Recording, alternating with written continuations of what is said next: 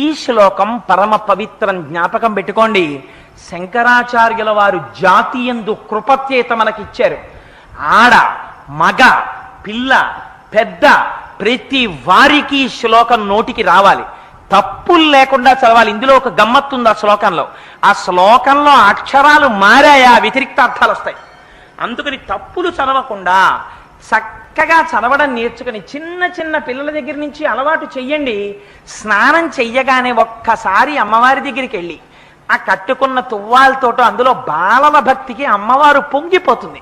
కూర్చుని అమ్మా శరజ్యోత్స్నా సుక్తాం శశియుత జటాజూటమకుటాం వరత్రా సత్రాన స్ఫటిక ఘుటికా పుస్తకరాం సకృన్నత్వా నత్వా కథమివ సతాం సన్నిదదతే మధుక్షీరద్రాక్షా మధురి మధురీణా ఫణితయః అని రోజు అది చదవడం నేర్పండి.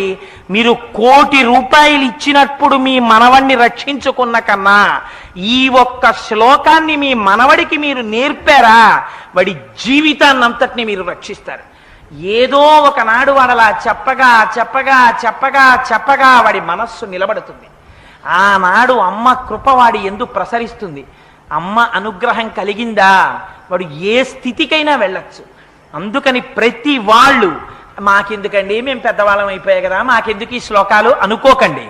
జ్ఞానము కావాలి కదా, భగవత్ సంబంధమైనటువంటి జ్ఞానము ఆత్మజ్ఞానము లోపల స్థిరపడడానికి అది ప్రసరించడానికి పరమ హేతువైనటువంటి గొప్ప శ్లోకాన్ని ఇవాళ శంకర భగవత్పాదులు మనకి కృప చేశారు. అందుకని అందరూ నా విజ్ఞాపన తప్పులు లేకుండా చదవడం మాత్రం ఈ శ్లోకాన్ని అలవాటు చేసుకోండి.